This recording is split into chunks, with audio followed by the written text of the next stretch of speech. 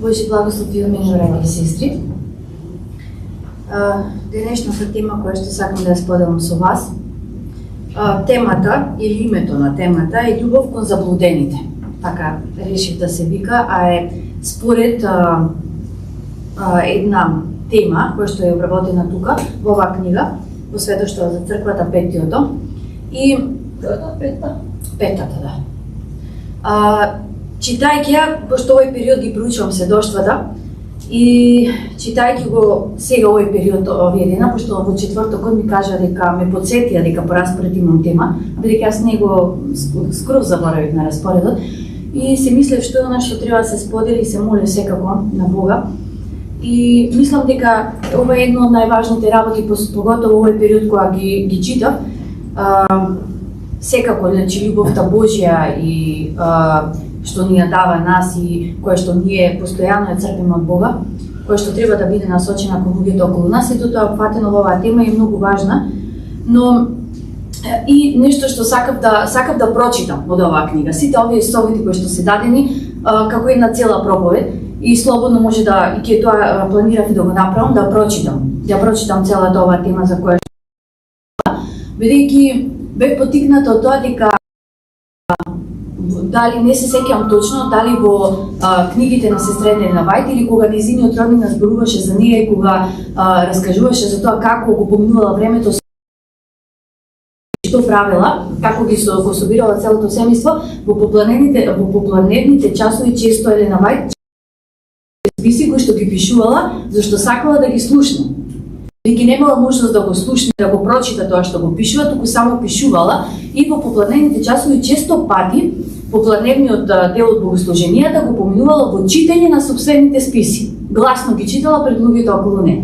И токму и затоа бев потикната да ги прочитам овие работи, бидејќи навистина се прекрасни совети, и друго кога ќе ги прочитаме отколку да ги прераскажеме. Но пред да почнам со тоа и да го прочитам сето ова, сакам да и нешто друго да споделам со вас. Овој период, како што веќе знаете, денеска е Барник, а утре е Божи.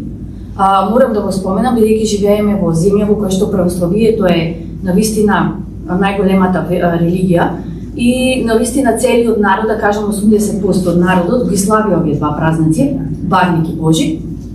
И често пати секоја година, кога ќе дојдат празниците, размислувам за тоа што да направам и што треба ние да направиме овој период и како да им зборуваме на луѓето. Зошто? Бидејќи ако ништо друго, можеби и сите знаеме дека 80-90% од луѓето навистина не знаат што слават нешто сосема друго и ништо поврзано со Христовото раѓање. Не се ни запрашуваат зошто се родил Исус, зошто е тоа важно, зошто го слават тоа. Така да, меѓутоа, има еден момент кој што кај сите присутен, но тоа е радоста.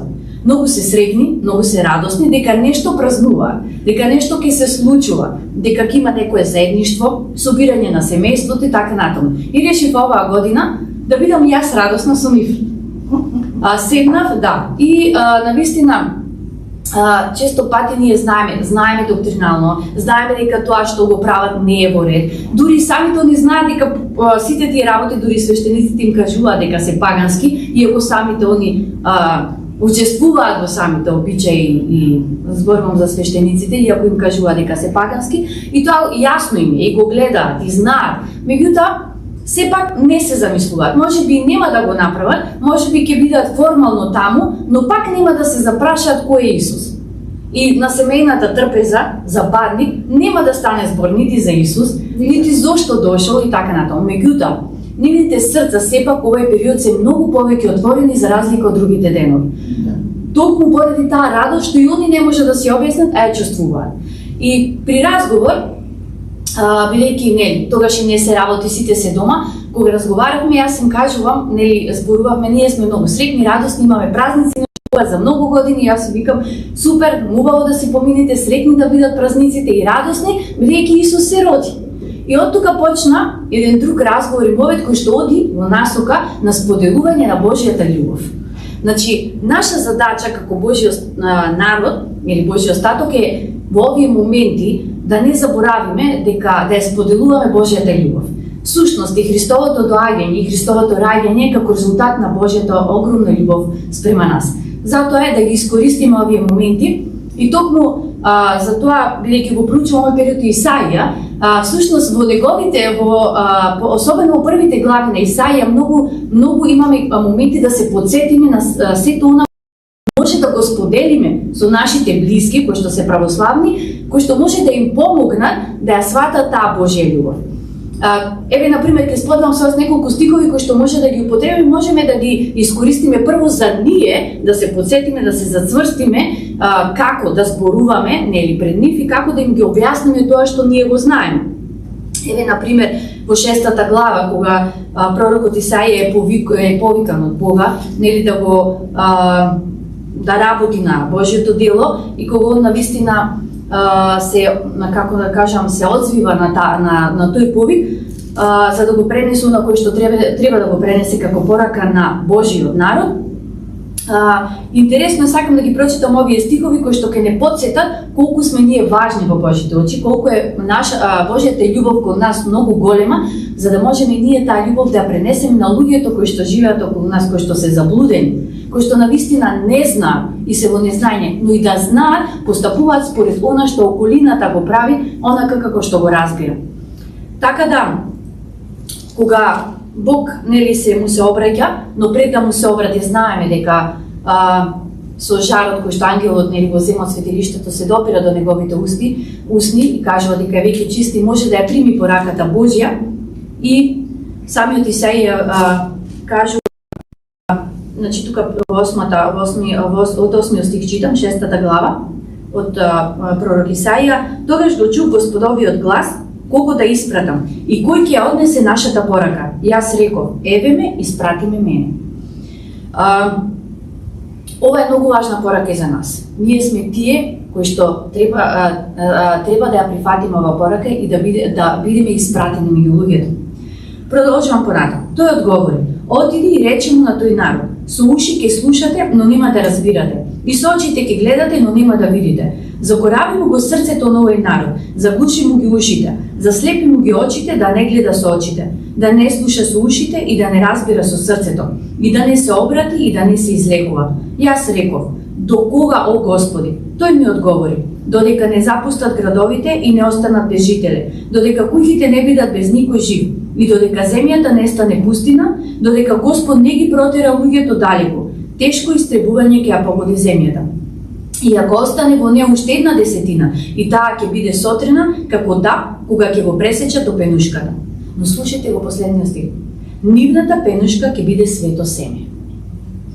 Значи, навистина, на пророкот Исаија му било дадено во пророштво да биде однесено до Божиот народ. Она што не очекува, она што ќе се случи со земјата во последното време. Меѓутоа, тоа свето семе сме ние како народ. Ние кои што треба да го пренесеме, како да кажем, да ја пренесеме целата таа порака до секој еден човек на оваа земја. И навистина, во тоа ја гледаме всушност и големата љубов на Бога кон нас. Понатаму, ако ги гледаме по натамошните глави, зборува и за раѓањето на Исуса Христа, и покрај тоа што на почеткот, кога почнува, нели, книгата на пророк Исаија, гледаме постојан укор и како да кажем, укор на народот кој што, на израелскиот народ, на Божиот народ, кој што навистина западнал во темнина и целосно се оддалечил од Божиот пат, но гледаме во текот на наредните глави како Бог се грижи, како неговата љубов со тоа што ќе им даде, ќе им ја даде таа огромна љубов преку доаѓањето на Исуса Христа, преку неговото дајање, и всушност на тој начин ние можеме да посведочиме на народот околу нас дека доаѓањето на Исуса Христа, славењето на овој празник е всушност таа огромна Божја љубов која што Бог ни ја дава и преку, нели, раѓањето и животот на Исуса Христа. Исто така и во 8-та глава, кога например се обреки исто така на нас како народ преку пророкот Исаија, на израелскиот народ, тогаш но на нас денес. Например, 12 стих: не наречувајте го завера се она што овој народ го вика завера. Не плашете се од она што се бои тој и немајте страх. Господ над воинствата, единствено тој нека ви биде све. Бојте се единствено од него, нека ве проникне стравот од него. Тој ќе ви биде стапица и камен на сопнување, и стена на соблазнување за двете Израелеви куќи, стапица и мрежа за сите Ерусалимци. Мнозина од нив ќе се сопнат, ќе паднат, ќе се разбијат, ќе се заплеткаат, ќе бидат фатени. Продолжувам понатаму. 16 стих. Запази го ова сведоштво, запечати го ова откровение меѓу моите ученици. Ќе го чекам Господа кој го скрил своето лице од Јакововиот дом. И јас се надевам во него. Еве, јас и децата кои Господ ми ги даде, сме знак и чудо за Израел, од Господа на војските, кој престојува на Сионската гора. Ако ви речат, прашајте ги духовите и оние кои пророкуваат за иднината, што шепотат и мрморат, одговорете, зар народот не треба да го праша својот Бог? Зар мртвите се прашуваат за живите? Покрај законот, покрај сведоштвата. Ако не зборуваат според ова слово, нема светлина во нив. Овие стихови имав можност да ги прочитам на моите колеги и токму за пред овој празник и навистина беа воодушевени од длабочината на овие стихови. И навистина ги поттикна на големо размислување, бидејќи тогаш сватија дека се тоа што се прави е толку површински, толку неважно, толку погрешно. И самата една од колегите ми каже, навистина толку е длабински, но луѓето толку не може да го разберат ова. Сепак, наше е да ги споделуваме сите овие работи, бидејќи навистина и да се молиме за луѓето, бидејќи Бог ќе ги отвори и ги отвора нивните срца. И уште овие неколку стихови сакам да ги прочитам, за кои што еве и планирам да ги споделувам со луѓето, особено за утрешниот ден, кои што се многу важни стихови и упатуваат на Божјата љубов, која што е многу важна и за нас, но и за нив. 9 глава, 6 стих. Зашто ни се роди дете, син ни се даде, власта му е на рамото. Името ќе му биде чудесен советник, силен Бог, вечен татко, кнез на мирот. Но слушнете ги понатаму овие стихови. Неговата власт ќе се шири надалеку и не ќе има крај на мирот на Давидовиот престол. Над неговото царство ќе го зацврсти, ќе го утврди во правина и во праведност. И последниот стих. Од сега прави тоа приврзаната љубов на Господа над воинствата. Така да, драги браќи и сестри, да ги употребиме со огромна Божја мудрост, преку сето она што не научил Бог, преку сето она што го читаме и проучуваме, Божјото Слово, нели, секако да го пренесеме на нашите блиски околу нас, бидејќи навистина копнеат за Бога. Живеат во незнање, живеат во заблуда, но сепак, овие моменти кога им се најмногу отворени срцата, може би ќе поттикна многу на размислување од која е суштината на празникот, која е суштината на Христовото раѓање, Христовото живење, понатаму неговата смрт и воскресение. Ова е што сакав накратко поврзано со ова, но оваа љубов, всушност, што сега ние зборуваме, треба да биде за нас поттик, како негов народ, кон една љубов, а тоа е љубов кон заблудените. Затоа сакам сега и да прочитам неколку цитати од сестра Елена Вајд и со тоа сакам да се подсетиме која е нашата мисија и кон нашите браќа и сестри, кон сите оние кои што можеби го напуштиле ова стадо, не само кон луѓето околу нас, кои што нели се наши блиски, кои што живеат во еден сосема поинаков свет, но и луѓе кои што запознале вистината, но за жал отстапиле од неа поради секакви различни причини. Кој е начинот кој што ние треба да се однесуваме, кој е начинот кој што ние треба да пристапиме спрема нив. Љубов кон заблудените. Христос дошол за нас сите да им овозможи спасение. Тој на крстот на Голгота платил неизмерна цена за да го откупи изгубениот свет. Неговото самоодрекување, пожртвување, неговата несебична работа, понижување и над се жртвувањето на својот живот сведочат за неговата љубов кон паднатиот човек. Тој дошол на земјата да ги најде и спаси загубените. Неговата мисија била наменета на грешните, на грешниците од секој вид, од сите народи и јазици. Тој платил цената за сите, за да ги откупи и да ги доведе во единство и хармонија со себе. Не ги заобиколил ниту најгрешните, ниту најзаблудените и нарочно се залагал за оние на кои било најпотребно спасението што го носел. Колку била поголема потребата тие да се реформираат, толку поголемо било неговото интересирање за нив. Толку била поголема неговата љубов и посесрдни неговите напори. Неговото срце полно со љубов чувствувало најдлабоко сожалување токму кон оние што биле во најбезнадежна состојба и на кои била најпотребна неговата благодат што преобразува. Во параболата за загубената овца прикажана е Христовата чудесна љубов кон заблудените кои талкаат. Тој не одбрал да остане со оние што го прифаќаат неговото спасение. и сите своји напори да им ги посвети нив и да ја прима нивната љубов и благодарност. Добриот пастир го напушта стадото што го љуби и заминува во пустината, изложувајќи се на опасности и смрт, за да ја пронајде и да ја спаси овцата која се одвоила од стадото и која ќе пропадне ако не се врати назад. И кога после напорното барање ќе го најде загубеното, пастирот, иако уморен, гладен и жеден, не ја пушта овцата да оди по него, ниту ја брка пред себе. Туку, о колку ли чудесна љубов, нежно ја зема на раце, ја подига на своето раме и ја носи назад во тргото. И тогаш ги повикува своите соседи да се радуваат со него затоа што го нашол изгубеното. Истата поука ја содржат и параболите за загубениот син и за загубениот динар. Секоја душа која е нарочно изложена на искушенија предизвикува бол во Христовото срце и неговото најнежно сожалување и најголеми напори. Радоста за еден грешник кој се кае е поголема од радоста за 99 праведници кои немаат потреба од каење. Овие поуки се дадени за наше добро. Христос на своите ученици им наложил да соработуваат со него во неговото дело и да се љубат меѓусебно како што тој ги љубел нив.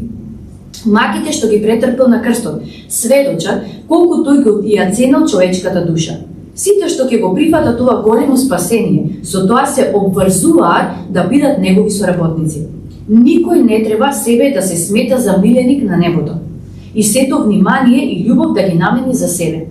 Сите оние што пристапуваат во служба на Христа мораат да работат како што работел и тој и да ги љубат оние што се во незнаење и грев како што ги љубел тој. Но меѓу нас како народ нема доволно длабока, сесрна и делотворна љубов кон заблудените и оние што се изложени на искушение. Мнозина покажуваат големо студенило и грешна немарност, стоејќи што е можно подалеку од оние што имаат најмногу потреба за помош. Таквите Христос ги прикажал, зборувајќи за свештеникот и левитот, кои поминале покрај настраданиот самарјанин без да му укажат помош.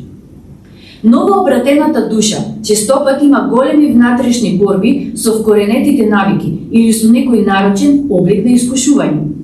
Таа често може да подлегне на некоја силна страст или копнеш и може да изневери довербата со некоја непромисленост или грешка.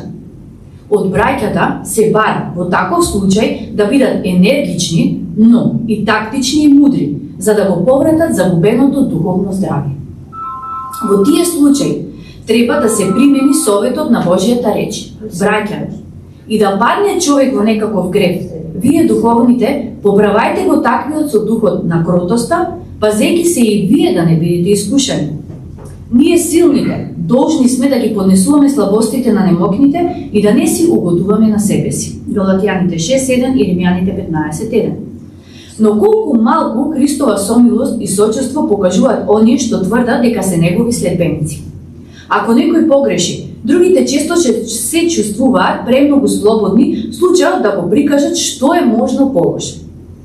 Тие може би се виновни за исто толку големи гревови, но во некој друг правец постапуваат со свирепа строгост кон својот брат.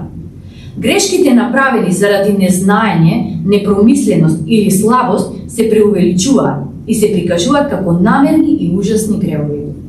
Таквите, кога ќе видат дека некоја душа застранува, остануваат со скрстени раце зборувајќи: зар не ти кажав? Знаев дека на таквите не можеш да се подпреш. Со тоа самите се ставаат во положба на сатаната, радувајќи се затоа што се исполниле нивните зли предвидувања. Ние мораме да очекуваме да се сретнеме со големи недостатоци кај оние што се млади и неискусни, но мора да сме подготвени да бидеме трпеливи со нив. Христос ни заповедал да ги поправиме овие души во благ дух и тој ќе не направи одговорни ако ние со своите постапки ги доведеме до малодушност, очајување и пропаст. Ако не ја негуваме драгоцената билка на љубовта секојдневно, можеме да станеме тесногради, немилосрдни, нетрпеливи и критичари, мислејќи за себе дека сме праведни, а всушност сме далеку од тоа Бог да не прифати. Некои се крути, сурови и нагли. Тие се слични на боцкавите шишарки на костенот кои бодат каде да се допрат. Погрешно го прикажуваат нашиот милост и спасител, со тоа нанесуваат непроценлива штета. Мораме да постигнеме повозвишено ниво, инаку нема да сме достојни за нашето христијанско име. Мораме да го негуваме духот со кој Христос работа за спасување на душите. Тој нив ги сака исто како и нас. Тие исто така се во состојба да станат трофеи на неговата благодат и наследници на неговото царство. Но тие се изложени на стапиците на лукавиот непријател, на опасности, заблуди и сигурно ќе пропаднат ако бидат лишени од спасоносната Христова благодат. Кога оваа работа би ја согледале во вистинска светлина, таа би пробудила ревност во нас, нашите сесрдни самопожртвувани напори многократно би се умножиле, така што би можеле да им се приближиме на оние кои ми е потребна нашата помош, нашите молитви, нашето сочувство и нашата љубов. Сите што биле немарни во ова, нека разгледаат својата должност во светлината на големата заповед. Возлюби го својот ближен како себе си. Матеј 22:39. Оваа должност е задолжителна за сите. Од сите се бара да се залагаат да го намалат злото и да ја умножат среќата на своите ближни. Ако сме силни и можеме да им се спротиставиме на искушенијата, ќе имаме поголема должност да им помогнеме на оние кои се слаби и попустливи. Ако имаме знаење, треба да ги поучуваме оние што се во незнаење. Ако Бог не благословил со земни добра, должни сме да им помагаме на сиромасите. Мора да работиме за на другите. Сите оние со кои доаѓаме во контакт, нека учествуваат во предимствата што ги имаме. Никој не смее да биде задоволен ако само себе се храни со лебот на животот, а не го дели со оние кои се околу него. Само оние што се верни на својот учител и кои се трудат да ги спасат загубените, само тие живеат за Христа и го слават неговото име. Вистинската побожност сигурно ќе го покажува силниот копнеш и сесрдната работа на распнатиот Спасител да ги спаси оние за кои умрат. Ако нашите срца се смекнати и совладани со Христовата љубов, и ако горат со пламенот на Божјата добрина и љубов, нашата љубов, милосрдие и нежност природно ќе се насочат кон другите. Вистината што се остварува во животот ќе ја покаже својата сила и ќе действува како сокриен квасец на сите со кои ќе дојдеме во контакт. Бог одредил луѓето да го следат примерот на Христа и да работат како тој што работел, ако сакаат да напредуваат во благодатта и во познавањето на Христа. Често е потребно да се бориме за да ги совладаме нашите чувства, за да не ги обесхрабриме оние што се во искушение со нашето зборување. Без сериозни напори не можеме да живееме живот на секојдневна молитва и благодарност. Живот кој како светлина ќе осветли патеката на другите. Но ваквиот напор ќе донесе драгоцени плодови и благослови не само на примателот, туку и на давателот.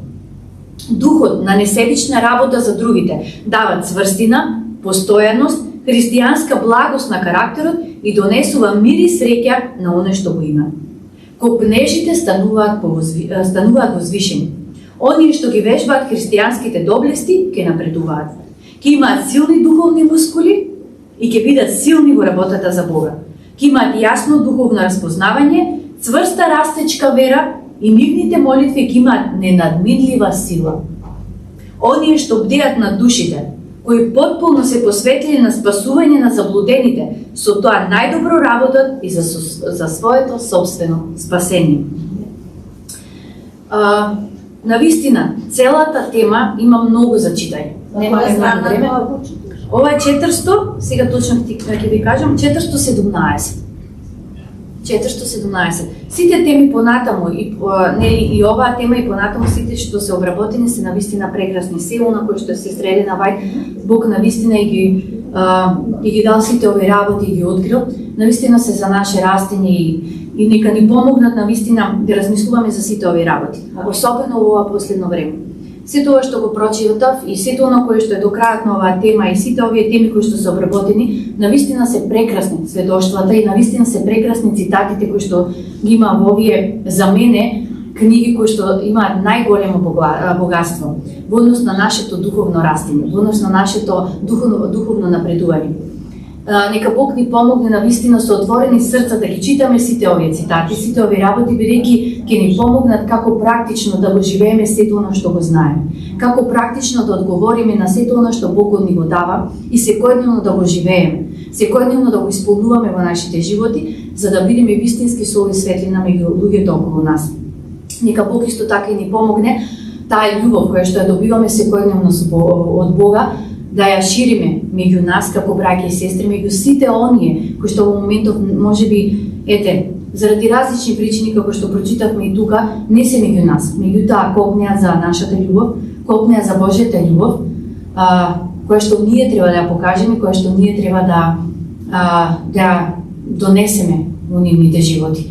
Така да, како и надвор луѓето, така и луѓето кои што се дел од нас, кои што се, како да кажам, сите ние кои што сме и тука во црква имаме потреба од таа љубов, имаме потребно од тоа заедништво, тоа охрабрување и од едни со други навистина да се надградуваме, да се охрабруваме, да си помагаме едни со други, на луѓето кои што излегле, но и на сите луѓе околу нас кои што се уште живеат во заблуда, се уште живеат во незнаење. Нека Бог ни помогне сите овие моменти да вистина да ги искористиме, да можеме да посведочиме пред се со нашите животи, бидејќи луѓето на вистина, иако можеби многу знаат, но сепак не го гледаат во животите на другите луѓе. Нека нашите животи посведочат за тоа дека го имаме Бога, дека имаме Божјата љубов, дека на вистина на некој начин го дадеме на вистинска слика за Бога, да го запознаат и да бидат дел еден ден и дел од ова семејство. Амин. Да, се да те благослови.